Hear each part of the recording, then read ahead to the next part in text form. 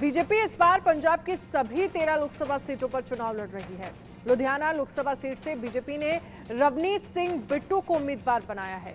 रवनीत सिंह बिट्टू लुधियाना के मौजूदा सांसद हैं। 2019 चुनाव में रवनीत सिंह बिट्टू ने कांग्रेस से चुनाव लड़ा था। इस बार चुनाव को लेकर रवनीत सिंह बिट्टू की रणनीति क्या है, उनसे बातचीत की हमारे सहयोगी दुर्गेश सूद ने। सुनिए। इस वक्त हमारे साथ मौजूद हैं लुधियाना लोकसभा सीट से भारतीय जनता पार्टी के प्रत्याशी रवनीत बिट्टू जी। उनसे जानने का प्रयास करते हैं कि कैसा प्रचार चल रहा है उनका।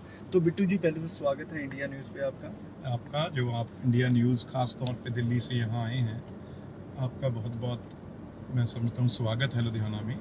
तो कैंपेन तो क्योंकि बीजेपी पहली बार यहाँ पे इलेक्शन लड़ रही है 13 सीटों पे, इसलिए बहुत टाइम से लोगों के मन में ये था भी मोदी जी को हम भी वोट डालें डेवलपमेंट के मुद्दे पे, क्योंकि बाकी तो सब यहाँ पे दूषणबाजी करते हैं। एक मोदी जी हैं जो आज तक जो डेवलपमेंट का उनका मॉडल है, चाहे वो हरियाणा में हो, क्योंकि हरियाणा पास है, लोगों ने गुड़गांव देखा है, फरीदाबाद देखा है, यूपी नोएडा देखा है। तो ये और कैमरों पे आपके माध्यम से चैनलों पे वाराणसी देखते हैं, अयोध्या देखते हैं, गुजरात देखते हैं, मध्य प्रदेश देखते हैं, इंदौर जैसा जो हमारा सबसे साफ सुथरा शहर है। इसलिए वो चीज़, वो भावना अब पंजाब और ख़ासतौर लुधियाना में हर आदमी के मन पे ये जवान पे है भी। अगर यहाँ पे हम मोदी जी, क्योंकि सरकार तो यूपी, बिहार, गुजरात, राजस्थान ही बना देता है, तो हमारी तो बहुत थोड़ी सीटें हैं। तो इसलिए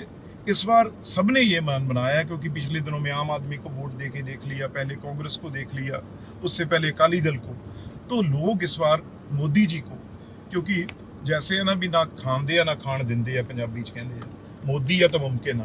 तो ये गल्लां लोग का ना बड़ा विश्वास आ। थोनों मैं दस्सिया डेवलपमेंट मॉडल ते जो मोदी जी की शक्ति, जो उनकी शक्ति है।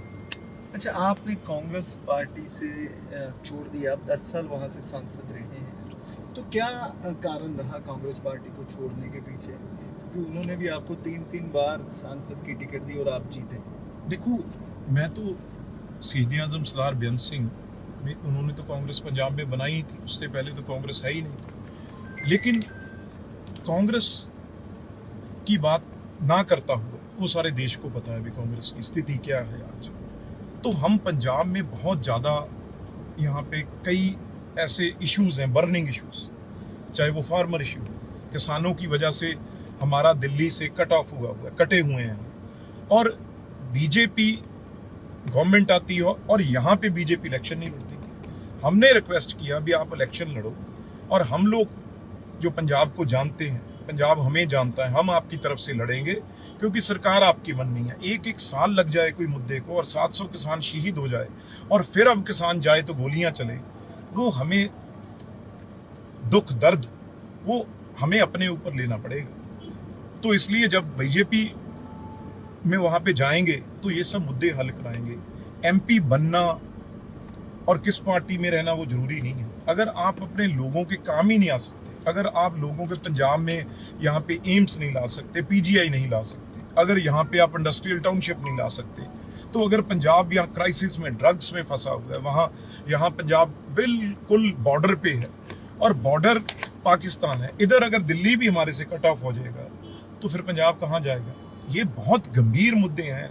ये यहाँ पे दूषणबाजी तो कर दो एक बार भी, पार्टी छोड़ दी नहीं छोड़ दी, लेकिन असली मुद्दे ये, नहीं तो पंजाब हमारे से कहीं ना कहीं अलग छूट जाएगा। अच्छा, राजा वड़िंग जो हैं वो आपको लापता सांसद बोल रहे हैं। ठीक है, कह रहे हैं कि पिछले 10 साल में जनता के बीच नहीं गए, इसलिए उन्होंने पार्टी छोड़ी। कांग्रेस पार्टी में भी उनको टिकट नहीं मिलने वाली थी, उनको पहले अपना भविष्य पता था, इसलिए। देखो, पहली बात तो ये है, कांग्रेस तो मैं कुछ कहूँगा नहीं, बीजेपी तो बहुत बड़ी पार्टी है और सत्ता में है।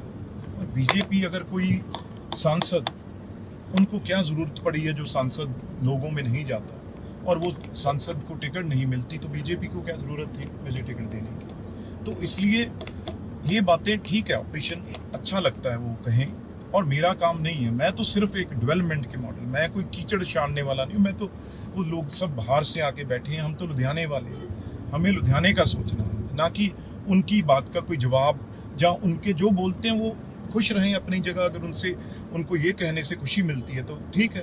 तो प्रताप बाजवा भी ये कहते हैं कि मैं रवनीत बिट्टू को हराने के लिए लुधियाना में अपना अलग घर लूंगा, सब कुछ करूंगा, हर संभव प्रयास करूंगा। इन लोगों ने क्या लुधियाना जेब में डाल रखा है?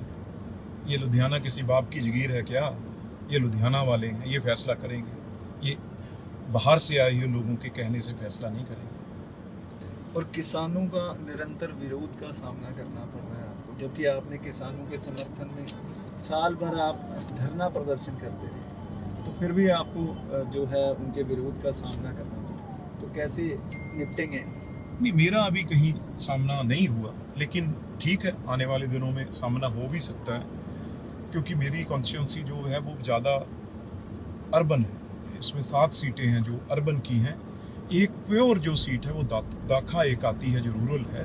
तो इसलिए किसानों को मेरा भी पता है, मुझे किसानों का पता है, तो इसलिए मैं खुद किसान हूँ। और वो उनकी ऑर्गेनाइजेशनों का फैसला है, किसान का फैसला नहीं है।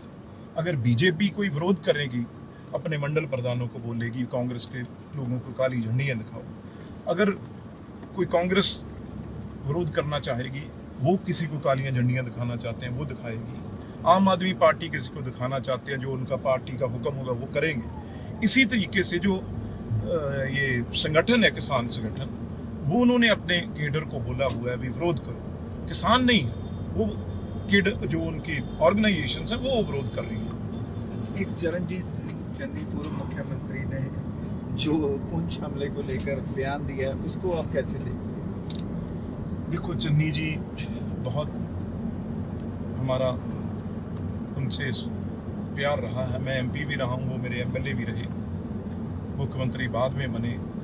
पर भाई साहब, मेरे तो घर में मेरे सामने मेरे दादाजी शहीद हुए, बम से उड़े, मुझे दर्द पता है। अगर मैं ये नहीं कहूँगा, आप सोचिए भी जो उस बस में हमारे फौजी, हमारे पैरामिलिट्री फोर्स के, वो भी तो किसी के बच्चे होंगे, वो भी तो किसी के बेटे होंगे, उनके भी तो आगे बच्चे होंगे, उनकी कोई बेबी होगी। अगर कोई आपका कोई रिलेटिव, आपका कोई रिश्तेदार, आपका भाई उसमें होता, तो इस तरीके से टेररिस्ट विक्टिम होता, तो आप क्या कहते हैं? वो तो हमारे शहीद हैं और वो देश के लिए शहीद हुए हैं। आप आज सोचिए उनके परिवारों के ऊपर क्या क्या बरस रहा हो। इसलिए देश के लिए शहीद होने वाले लोगों को उनका अपमान करना नहीं चाहिए। ये खुद सीएम रहे हैं, इनको बहुत चीज़ों की जानकारी है, लेकिन ओनली पॉलिटिकल इसी बात पे जब कांग्रेस ने बयान दिया था पिछली बार, मुंह की खानी पड़ी थी। 53 पे सिमट गए थे, उससे पहले 43 पे सिमट गए। इस बार मेरी ख्याल से जो ये चन्नी जी ने डैमेज किया है कांग्रेस पार्टी को, मेरी ख्याल से इसकी भरपाई करनी अब मुश्किल है। तो इंडी गठबंधन जो है, पंजाब की बात करें तो पंजाब में अलग अलग चुनाव लड़ रहे हैं, और अगर चंडीगढ़ की बात करें, दिल्ली की बात करें, पूरे देश की बात करें, तो आम आदमी पार्टी और कांग्रेस पार्टी जो एक साथ चुनाव लड़ रहे हैं। देखो भाई साहब, आप तो इंटरव्यू सबसे करते हैं और पता नहीं कितने बड़े बड़े लीडरों से और लोगों से आपसे इंटरव्यू रहती है, पर मुझे बहुत आश्चर्य होता है। लोग हमें बताते हैं भी यार ये हमें क्या बेवकूफ़ समझते हैं या हमें बेवकूफ़ बनाना चाहते हैं। पंजाब की कैपिटल कौन सी है? राजधानी है चंडीगढ़। चंडीगढ़ में मनीष तिवारी जी के एक हाथ में एक गाड़ी की तरफ एक झंडा होता है आम आदमी का, एक तरफ होता है कांग्रेस का, तो वहाँ पे अलायंस है। और देश की राजधानी में चले जाओ, वहाँ पे कांग्रेस के कैंडिडेट के पास एक तरफ कांग्रेस का, एक तरफ आम आदमी का। ये किसको गुमराह कर रहे हैं, किसको बेवकूफ़ बना रहे हैं? दोनों कैपिटल, देश और पंजाब की कैपिटल में दोनों अलायंस से लड़ रहे हैं और यहाँ पे बेवकूफ़ बना रहे हैं। तो लोग समझते हैं भी ये क्या गेम है, क्या ये खेलना चाहते हैं। लोग सुनना चले जाते हैं, लोग सुनने, सरकार होती है, कईयों की पार्टियों से पुराने लोग जुड़े होते हैं, वो चले जाते हैं। लेकिन जब वोट डालने का टाइम आएगा, आज से 20 दिन बाद लोग बता देंगे भी क्या क्या उन्होंने देखा है, क्या क्या वो उन्होंने सीखा है, क्या क्या उन्होंने समझा है। लोग इस बार पंजाब में क्लियर मैंडेट मोदी जी को देना चाहते हैं। वो आप देहात में भी देखेंगे, मैं हार जीत की बात नहीं करता, हार जीत तो होती रहती है, लेकिन आप संगरूर, बठिंडा, फिरोजपुर ऐसी सीटों पे भी देखेंगे जहां पे रूरल वोट है, जो वो हर गांव से वोट बीजेपी को मिलेगी।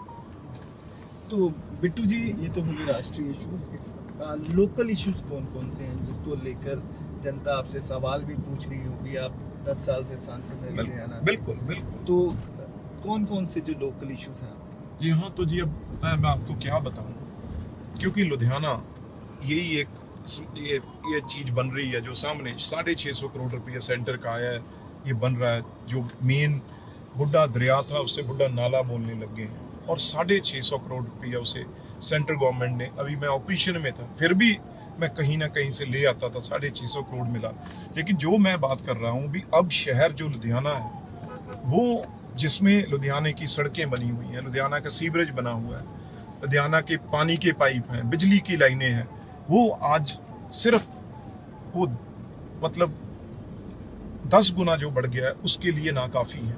तो इसलिए यहाँ तो लाखों करोड़ों रुपया चाहिए जो ये शहर नोएडा के बराबर, ये इंदौर के बराबर, ये शहर फरीदाबाद के बराबर अगर ये होगा तो सिर्फ मोदी जी यहाँ पे डेवलपमेंट के लिए पैसे आ सकते हैं। यहाँ ना सड़कें हैं, ना मेरी अगर बात करें, मैं तो सेंटर से, यहाँ रेलवे स्टेशन है 550 करोड़ का बन रहा है, वर्ल्ड क्लास वो बन रहा है, एयरपोर्ट हमारा हलवारा में बन रहा है, 1000 करोड़ रुपया BEC स्मार्ट सिटी थे जिसमें एक लुधियाना है।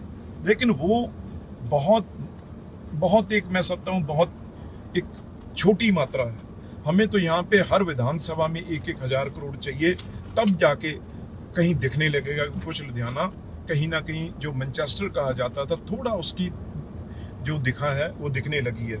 पंजाब के पास प्रॉब्लम ये है, पंजाब कर्जे में डूबा हुआ स्टेट है। पंजाब में तो ये कहावत है भी, अगर सरकार को जहर खाने के लिए भी पैसे चाहिए वो भी नहीं है। तो इसलिए हमारा काम सेंट्रल गवर्नमेंट के बगैर नहीं चल सकता। यहाँ पानी नीचे जा रहा है, यहाँ पे कितने बड़ी स्मॉग की प्रॉब्लम है, यहाँ पे कितनी पोल्यूशन की प्रॉब्लम है, यहाँ कितनी बड़ी ड्रग्स की प्रॉब्लम है, वो सब चीज़ें, गैंगस्टर की प्रॉब्लम है, पाकिस्तान एक तरफ है।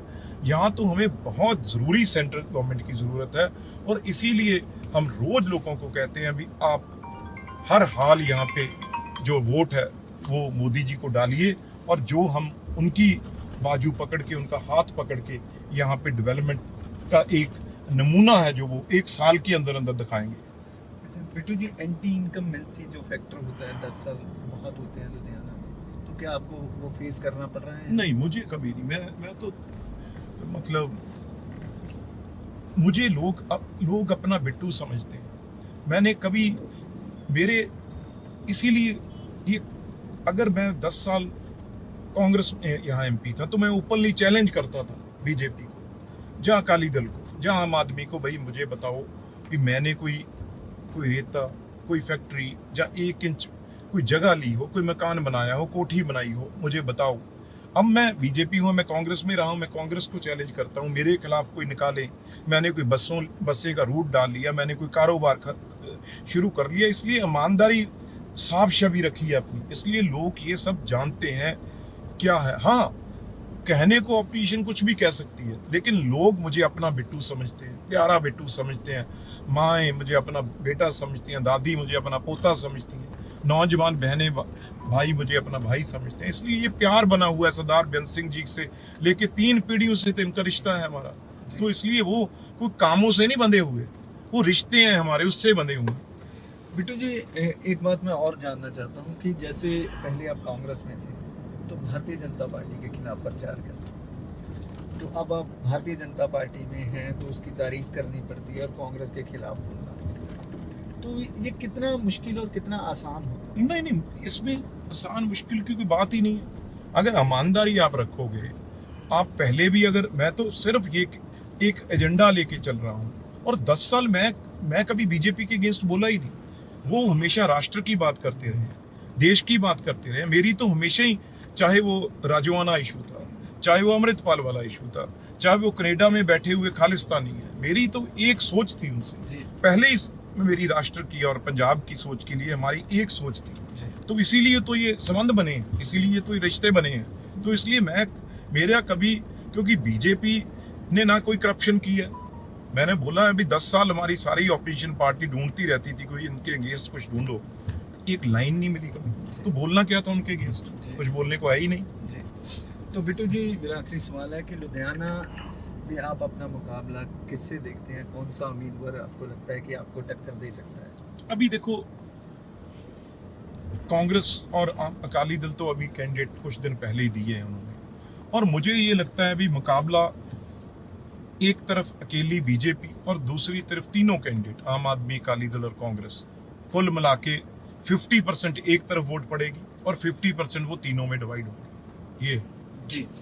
तो ये थे रवनीत सिंह बिट्टू, जिनका कहना है कि उनका मुकाबले में भारतीय जनता पार्टी एक तरफ होगी और तीनों पार्टियां एक तरफ होगी। उनका कहना है कि वो हमेशा राष्ट्रहित की बात करते रहे हैं और भारतीय जनता पार्टी भी राष्ट्रहित की बात करती रही है, इसीलिए उनके संबंध बने। कैमरामैन अमित के साथ दुर्गेश गाजरी, इंडिया न्यूज़, लुधियाना।